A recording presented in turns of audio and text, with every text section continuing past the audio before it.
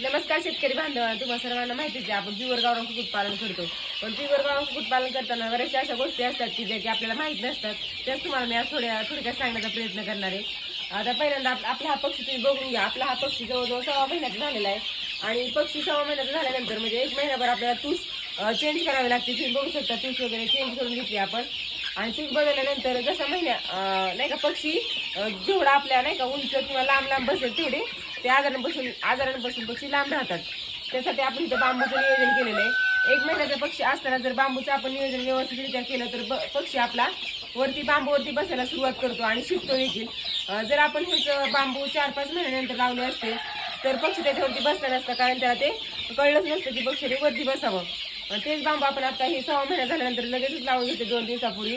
तर लगेच तुम्ही बघू शकता, दाखवते आपला पक्षी हा बांबूवरती व्यवस्थितरित्या बसायला शिकतो. काही पक्षी खालच्या बांबूवरती बसतायत आणि काही पक्षी ज्यांना उडी मारता येते ते वरती जाऊन बसतायत.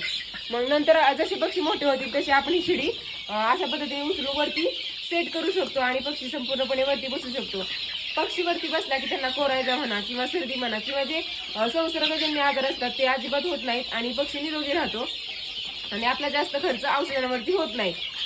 तर अशा पद्धतीने आपलं हे नियोजन आहे. आणि दुसरी गोष्ट म्हणजे आपलं गावरान कुक्कुटपालन करताना आपण कॉस्टचा देखील विचार करत असतो.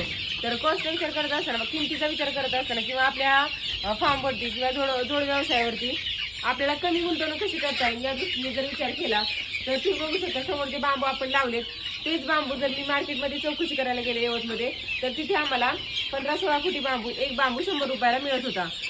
तर दुसरीकडे म्हणजे नाही का आपण शेतकरी भागात राहत म्हणजे ग्रामीण भागात राहतो, त्यामुळे इथे एका शेजारच्यांना विचारलं की त्यांच्या शेतामध्ये एक असं बांबूचं बेट होतं. तर ते म्हणले की तुम्ही तोडून घ्या, स्वतः तोडून घ्या आणि 35 रुपयाने किंवा 40 रुपयाने आम्ही ते तुम्हाला बांबू देतो म्हणून. तर ह्याच्यातून बघू शकता मला तो हाच बांबू 100 रुपयाला मार्केटमध्ये भेटत होता आणि तोच बांबू मी फक्त 35 रुपयामध्ये आणून अशा पद्धतीने लावून घेतला. तर आपल्या इथं किंमत नाही का आपली इथं बऱ्यापैकी चांगली बचत झाली आणि ह्या व्यवसायामध्ये नाही का आपला खर्च कसा कमी करता येईल हेच बघायचं असतं. म्हणजे जुगाड पद्धत जी काय असते ती आपल्याला इथं वापरता येईल असा विचार करून अशा पद्धतीने आपण बांबू सेट करून घेतो. तुम्ही बघू शकता बांबू आपण कशा पद्धतीने बांधलेले आहेत. पहिल्यांदा जी काही आहे शिडी ती अशी शिडी तयार करून घेतली आणि नंतर तारेने आडव्या पट्ट्यावरती पॅक करून घेतलं. आणि दुसरी गोष्ट म्हणजे तुम्ही बांबू बांधताना व्यवस्थित अंतर ठेवून बांबू बांधायचे असतात, जेणेकरून जी काही कोंबड्यांची पिल्लांची विष्ट आहे ती त्याच्यावरती पडू नये. तुम्ही बघू शकता की आपल्या बांबूवरती कुठल्याही प्रकारची विष्ट किंवा घाण दिसत नाहीये, म्हणजेच बांबू हा व्यवस्थित स्वच्छ राहतोय. तर तुम्ही पाहू शकता की हे जे बांबू आपण ज्यावेळेस बांधले तर त्यावेळेस ओले असताना आपण बांबू हे बांधलेले आहेत. आणि तर त्याच्यामुळे काय झालं हे जे बांबू आहेत तर आता याच्यावरती हे आपले पक्षी जे आहेत तर ते लहान आहेत ते याच्यावरती बसले तर ते जास्त काही याच्यावरती इफेक्ट पडत नाही.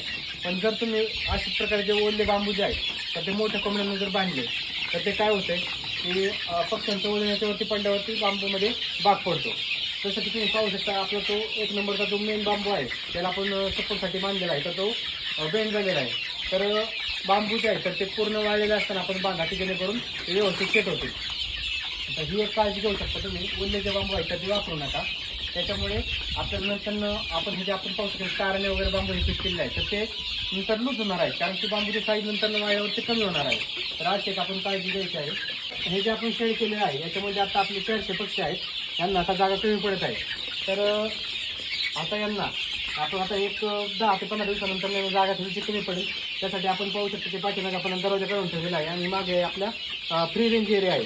तर त्याच्यामध्ये आपण हे पक्षी सोडून देणार आणि फक्त रात्रीचे वेळ आपले पक्षी इथे येऊन बसतील, त्याच्यामुळे त्यांना जागा काही कमी पडणार नाही. आपण जी शिडी जी आहे तर ती परत नंतरनं मोठी करणार आहोत. आता जे आपले पक्षी लहान आहेत त्याच्यामुळे आपण छोटी शिडी केलेली आहे. नंतर आपण हाईटची शिडी करणार आहे जेणेकरून आपले हे जे पक्षी आहेत तर ते संपूर्ण याच्यावरती बसतील. आणि जर जास्त जागा आपल्याला कमी पडायला लागली तर आपण साईडला आणखी दुसऱ्या शेडचे आपण याच्यामध्ये नियोजन करणार आहोत.